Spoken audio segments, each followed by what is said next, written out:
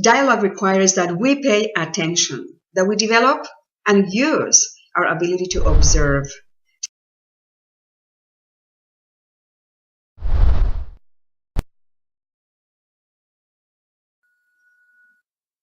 To be able to have true dialogue, we have to be able to use our ability to observe. And what do we observe? Well, we observe our thoughts, the words we speak, the feelings that we feel, our reactions to others, the reactions of others. We observe around the room, whoever is involved in the dialogue. How are people reacting to what we say? How are we reacting to what others say? In other words, we become a witness. It's like we come out of ourselves and we start observing. And this ability to observe is really what allows us to move away from our own positions at one point so that we can listen to the positions of others, so we can really hear others' perspectives, so that we can understand the points of view of other participants in the dialogue. Dialogue really is a win-win interaction where we are creating, we are innovating, we become with the mind, or our mind is wondering what is next, what is going to show up next, what is going to come up next in this conversation, what are we creating together? Remember, dialogue inspires innovation, and dialogue builds connection. As well, it builds trust, because the easiest way to break trust is to condemn someone, is to criticize someone, is to chastise someone, is to judge someone. This is the fastest way to break trust. And as I said before, companies and teams are asking, how do I build trust? What is the easiest, fastest, better way to build trust? And I'm not going to give you a solution. We're not talking about a solution. We're talking about a possibility that could open the channel of building trust. And it is dialogue. And again, when we become wondering about what other people have to say, and just wondering, but with excitement, with enthusiasm, with this desire to learn from others, then dialogue takes place, connection takes place, and trust takes place. Now, a concrete example of how dialogue could take place. And after we look at this example, then we go into the skills that help us to thrive during dialogue. And once we look at it from different perspectives, then, of course, in order to do that, we require certain skills. So let's look at this neutral event. Let's call it number 3. An event, anything. It is raining, something happened. Let's call this number 3 the neutral event. And let's look at this person here who is looking from a certain position. This gentleman is seeing what it will be perhaps a W. Let's look at these 3 people here from a different perspective. These 3 people are possibly looking at an E or something else. Let's look at this lady on this other side from a different point of view, and she is looking at what she might call an M. Or someone in one of the exercises said McDonald's. Of course, it made us laugh. And let's look at these 2 people here from a different perspective, and they are looking at a 3. What happens when we are not versed in dialogue is that each particular person or each particular position wants to defend their point of view.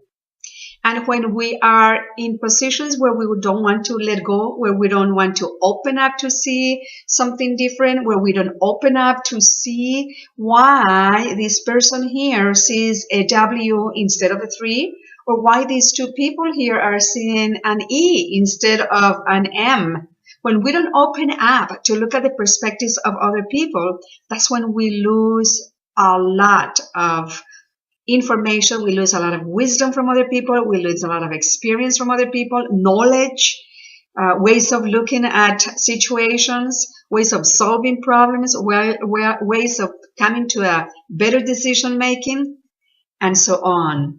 But why do we sustain our own position. And here is where, when we do this training, these conferences and these workshops and coaching, is when we become aware that sometimes we sustain positions only because of our ego, only because we think that our position is the best, only because we think that, or we assume that we need to be right. And this is what stifles dialogue. We're going to talk a little bit more about this in a minute. Now let's look at the skills for creating dialogue. So let's start with awareness. And awareness is about being self-aware, looking at ourselves as opposed to looking outside ourselves. And this is one of the steps that we are emphasizing in all our training, on all our coaching, on all our personal development, on all our leadership and communication training. Because unless we become aware of where we need to make changes or emphasize or encourage anything that we want to learn, that we want to change, that we want to transform, is only temporary. So let's start with awareness, meaning paying attention. And that's what awareness really is paying attention to, number one, the words we speak. What do we say to ourselves? What do we say to others? What do we say in our mind? What do we think? The thoughts we think. What do we think when people talk, when people say something? What are the feelings? What do we feel when people express their opinions and maybe they are different than ours? What does it trigger in us? What are our reactions? How do we feel when people don't agree with us, when people have a completely different perspective than ours? What are our judgments? What do we assume? What do we judge? What do we criticize? Sometimes even inside, of course, with our thoughts, with our reactions. And look around. How do people react to what we say, to the words we speak, to the body language that we have? Very important, because all of these, what it does is that creates that space that builds trust, that builds safety for people to express openly, to express their opinions, to express their perspectives, and to really create the environment of true dialogue, a win-win perspective that comes from the abundance mentality. Very important to remember this.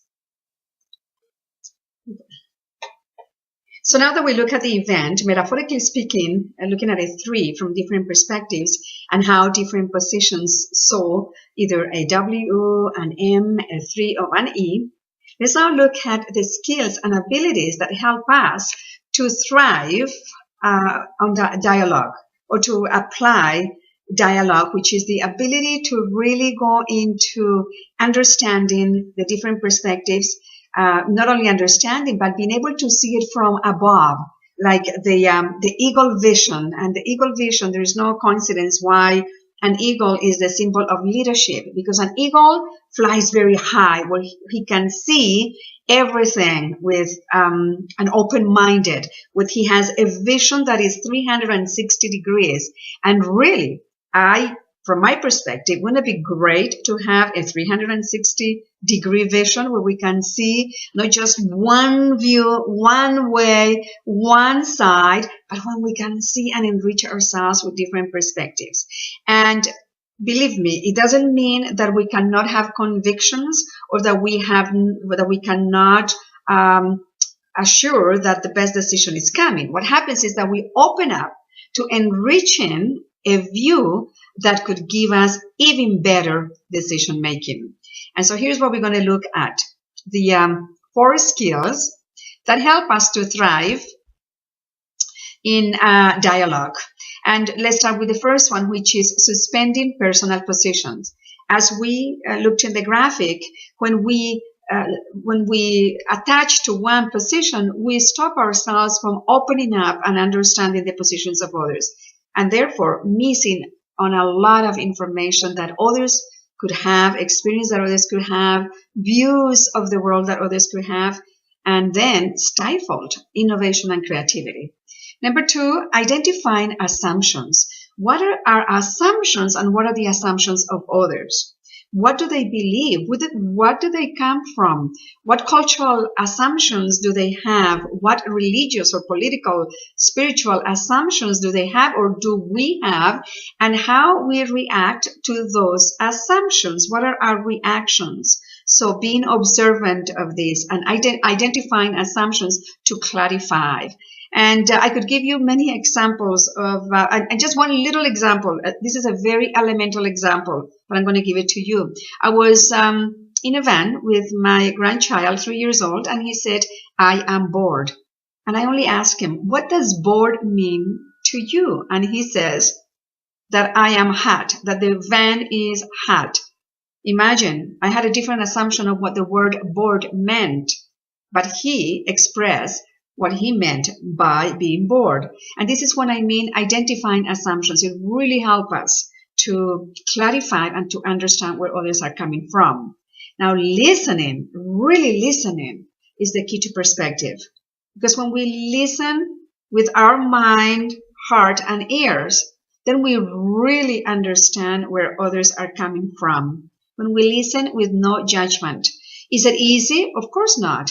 And do we let go of all judgments? Well, some people say this is impossible. And yes, I think it is impossible. However, we can have a pause. We can suspend. We can stop and put ourselves in a pause situation, in a pause conditioning, if you want, so that we can listen to others without having our, all of assumptions and our beliefs and our just desire to respond or to react, ready to just defend or to attack, just using a pause. And in fact, that's called emotional intelligence, but we'll talk about it later. And let's go into the last one, which was inquiry and reflection. And here is where we ask questions, and not to make ourselves better, but to understand the other person and reflect on what others say, how we react, what are our reactions towards what others say, etc.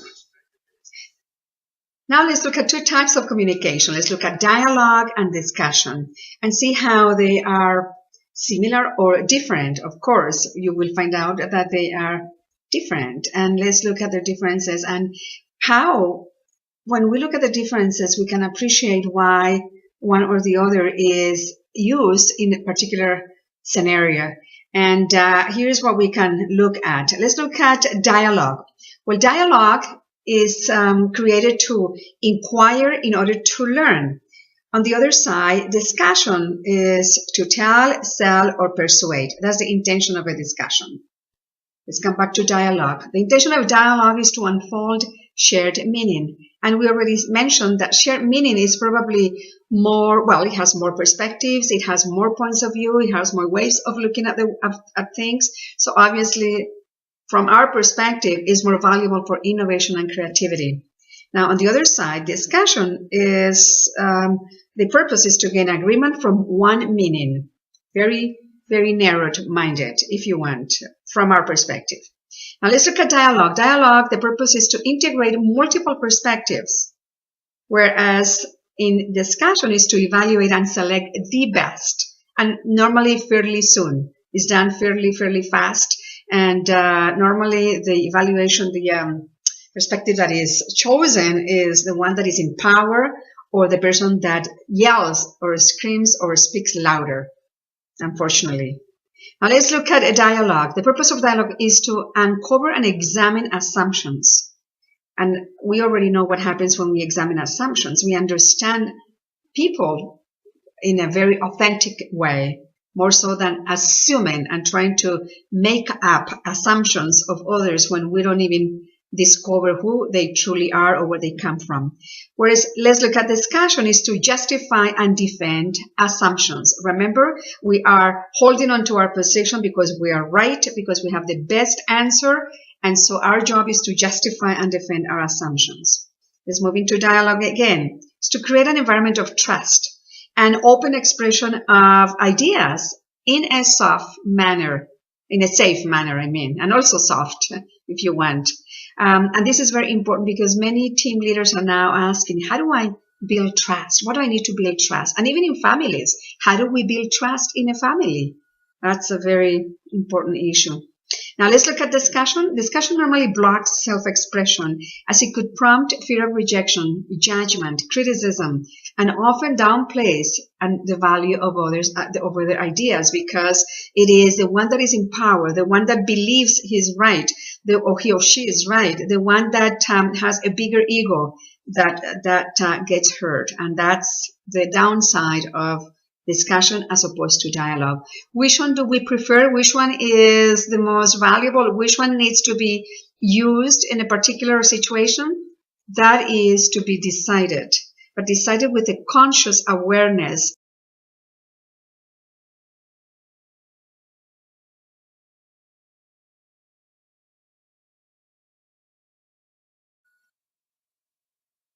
Now let's look at behaviors that support dialogue. And because dialogue is a way of communicating and is a really, I would call it a lifestyle, it requires certain behaviors, just as it requires certain mindset.